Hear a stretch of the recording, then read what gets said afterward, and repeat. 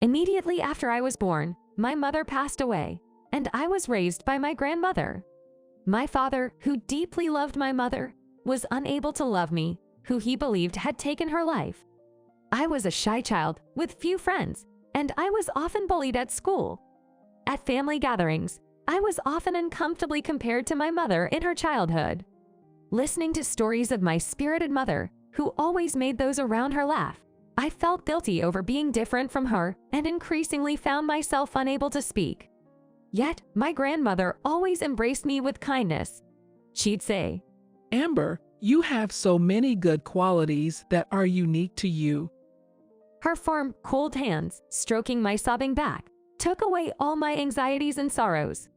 My grandmother always accepted me for who I was. The reason I applied to your company is because I resonate with your business philosophy. In a small, wooden apartment, I practice for interviews alone, speaking to my smartphone camera. With my university graduation looming, I'm the only one among my seminar peers and friends who hasn't received any job offers. I'm a post speaker with extreme stage fright, and I particularly struggle with situations like interviews.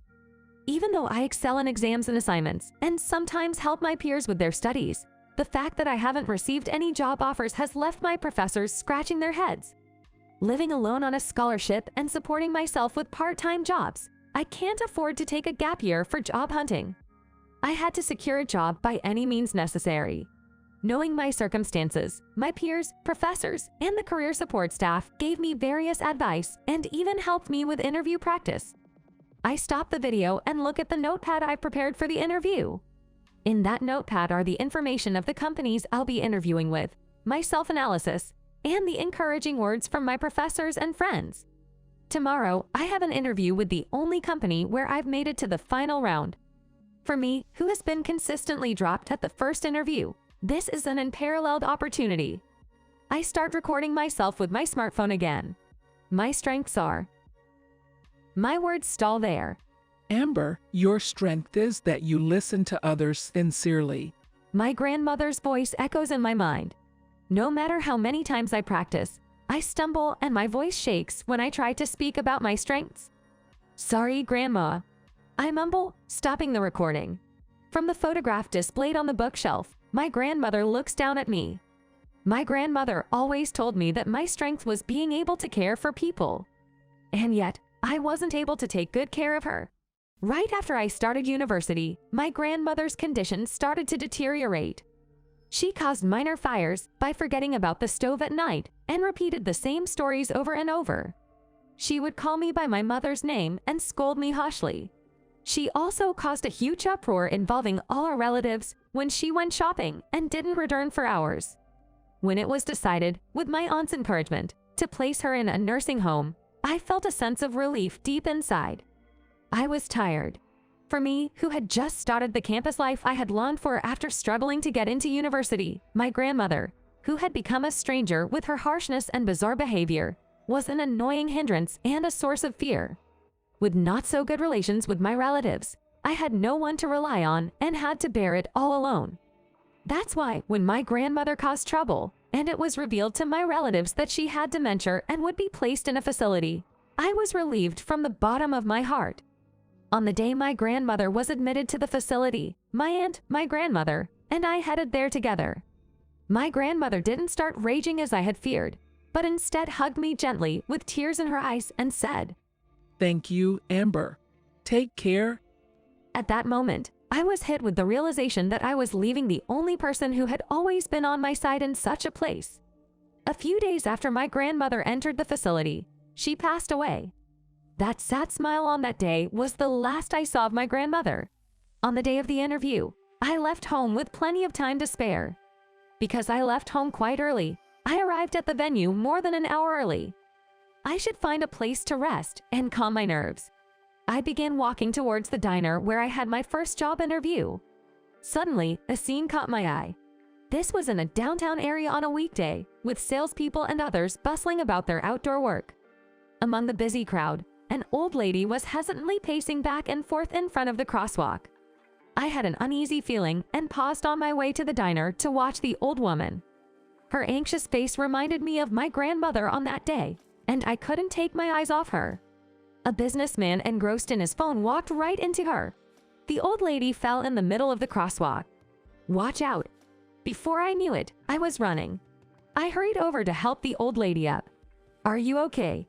Supporting the old lady, I somehow managed to move her to the side of the road. I'm sorry, I got lost trying to go home. She said apologetically. Really? Where do you live? I asked as I pulled out my phone. I still had time and thought I might be able to help guide her. As I was about to input the address the old lady gave me into my phone, I stopped in surprise. Arizona, you say? Yes, it is, the old lady replied with a smile. It seems I've gotten a bit confused after not seeing it for a while. I'm glad I met a kind soul. Seeing the old lady smiling happily, I was taken aback. This was New York. As I was wondering what to do, I noticed a small piece of fabric sewn onto the old lady's clothes. Sorry for causing you trouble. As I handed the old lady a warm cup of tea, she smiled apologetically. We were now sitting across from each other in the diner. We decided to wait for the old lady's pickup at the diner. I called the number sewn onto her clothes from my phone. The person who answered was a woman named Catherine. She apologized repeatedly in a weary voice, saying, I'm so sorry for the trouble. I told Catherine where we were and that we had found a place to settle down, and that I would contact her again. Then, I hung up and arrived at the diner. It's close to many businesses, and I had plenty of time since I arrived early. I spread out my notepad that I prepared for the interview in front of the old lady.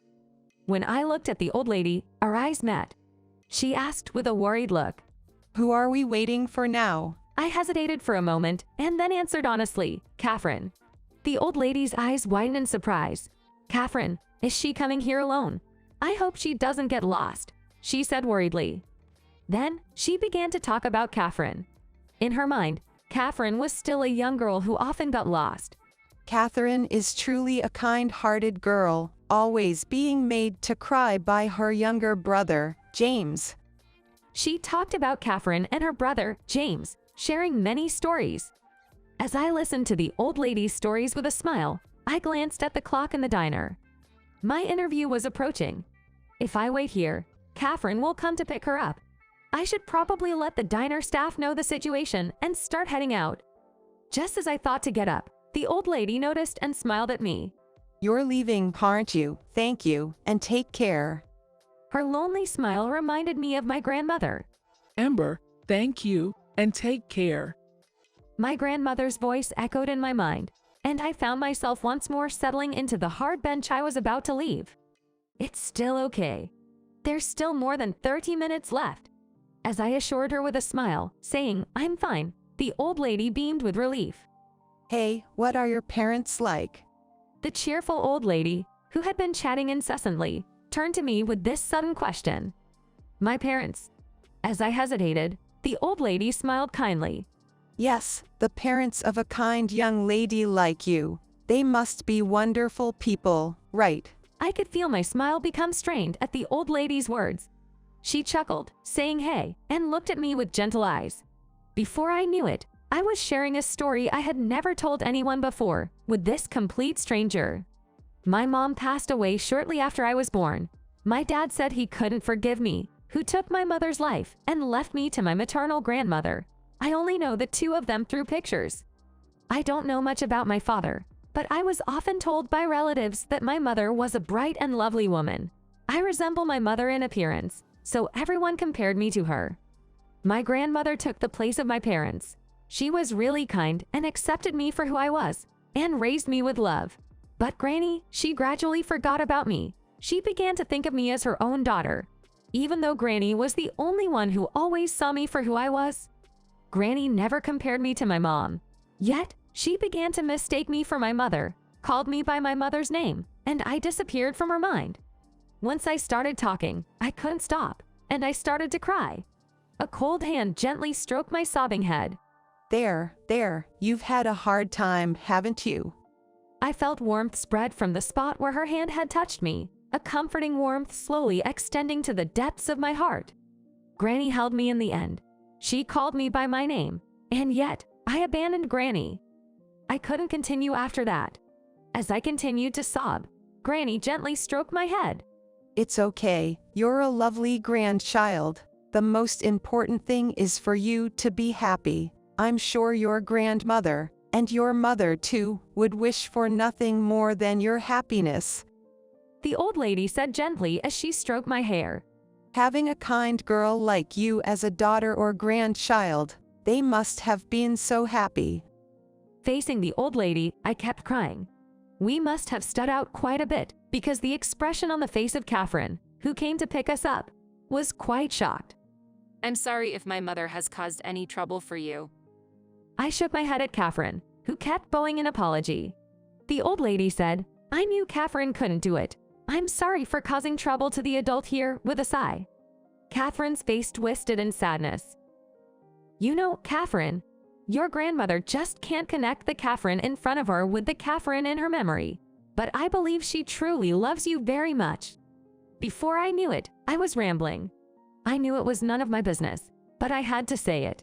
I continued to relay to Catherine the stories I heard from the old lady about how much she loved Catherine.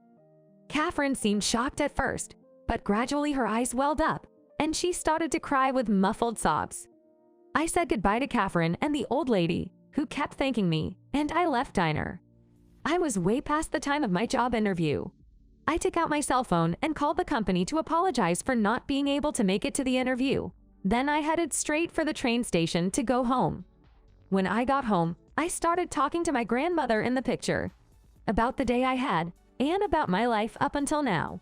I talked for hours on end, crying. I had never talked this much in my life, and the words just kept flowing out of me. There was so much I wanted to talk about. The next day, seeing my tear-stained face, my professor and friends looked very disappointed. When they heard my story, they were astounded, saying, "What a waste, and you should have just left it to the staff."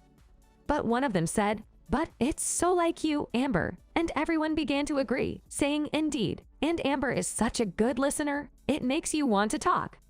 With their words of encouragement, "Let's try again," I headed for the job placement office. The staff member, who had become very familiar to me, looked at me with a concerned expression. I don't think what I've done is a mistake. I have no regrets either. However, the fact that I had to redo my job hunting was depressing. I started my job search again. Good companies had already ended their recruitment, and I kept applying to promising companies among those left, but the results weren't very good as usual. Then one day, I received a call on my cell phone. Sorry for the sudden call. Is this Amber Brown? It was a call from a company where I couldn't have an interview the other day, and it was about conducting a re-interview. Feeling as if I was bewitched by a fox, I told my professor about this. My professor and my friends were happy for me as if it were their own, saying, "That's good. The opportunity has come around again." As soon as I got home, I reported this joy to my grandmother. I pulled myself together and started preparing for the interview again. On the day of the interview, when I told my name at the receptionist called the person in charge on the internal phone. As I was waiting for the person in charge in front of the reception, a woman came in after a while. "Ha!" Seeing the person who appeared, I was so surprised that my mouth was open. It was Catherine, who was dressed in a suit. It's been a long time. When Catherine bowed politely and started walking, saying, "Please come this way," I followed her, not knowing what was going on. As Catherine continued to move deeper into the company, she stopped in front of a heavy door. The plate says the president's office. When Catherine knocked on the door, there was an instruction to come in from inside, and I reluctantly stepped into the president's office. Nice to meet you, Amber Brown. I'm Johnson, the president. The person in the back of the splendid room was a man in his late 50s. He introduced himself briefly and laughed, saying, "My mother bothered you the other day." My sister really wanted to meet you. You were going to have a home interview the day you helped my mother, weren't you? This is a family shame, so I decided to set up a re-interview. Are you by any chance James? I, who had been listening to his words in astonishment, blurted out something off the mark out of nervousness. The president twisted his face and said, "That's right," with a puzzled face. "I'm sorry. I heard a lot of stories from your grandmother. She said you are rambunctious but really kind, smart, friend-loving, and proud son." I continued in a rush. There was something I had to convey no matter what. I thought your grandmother was a very nice person when I talked to her. She's kind and caring, and she loves her family more than anyone else. She's a warm mother. It's not a shame. She's a really nice person." After saying so, I noticed the surprised face of the president and hurriedly bowed my head. The president was silent for a while as if thinking, but coughed once and said heavily, "Let's start the re-interview." A heavy atmosphere flowed in the room. I was nervous and felt cold sweat dripping all over my body. I didn't realize it until now, but the person in front of me is the president of a large company. He's not someone I should talk to casually. Suddenly brought back to reality, I answered the president's questions in a flustered manner. I was sweating on the palm of my hand. When the interview progressed to some extent, the president said, "That's enough. It's over." It was a great opportunity, but it wasn't good at all. When I was depressed, the president sighed heavily. You're a very disadvantageous person. You waste opportunities for strangers, and when it comes to your own affairs, you suddenly become flustered. You're just at a loss. Then, he put a notebook on the desk. That's why you're loved by so many people. That was the notepad I used during my job search. I don't know how I managed to lose it, but I wonder how it ended up here. As I was staring at the notepad, the president gave a wry smile. This is what my sister received from a waitress who ran after you when you left the diner. I didn't really understand what you were trying to say earlier since you seemed so flustered. But by reading this, I can understand who you are. The president signaled with his eyes, and Catherine opened the last page of the notepad and handed it to me. Interviews are conducted to understand a person's character. I wasn't sure about your character based solely on this interview, but I have a good understanding of who you are. You're a sincere person who listens carefully to others and genuinely engages with their feelings. I would like such a person to work in our company. While listening to the president's words, I couldn't take my eyes off the last page of the notepad. There, in a beautifully elegant handwriting that I didn't recognize, was written, "Thank you for listening to my story. I wish you happiness." Holding back tears that were about to overflow, I bowed and said, "I'm honored to serve." After that, I got a job in a company and worked in sales. My friends were surprised to hear that I, who am not good at talking, am in sales. But surprisingly, I found myself well suited for this job. I listen carefully to the customer's words and suggest the best plans. Although I'm still not good at speaking up, I'm living a fulfilling life with the help of those around me. I still occasionally visit that old lady's house and listen to her stories. The old lady sometimes mistakes me for Catherine, but her warm heart has saved me many times. Thank you, Grandma. Facing the old lady in front of me and my grandmother in heaven, I uttered words of gratitude.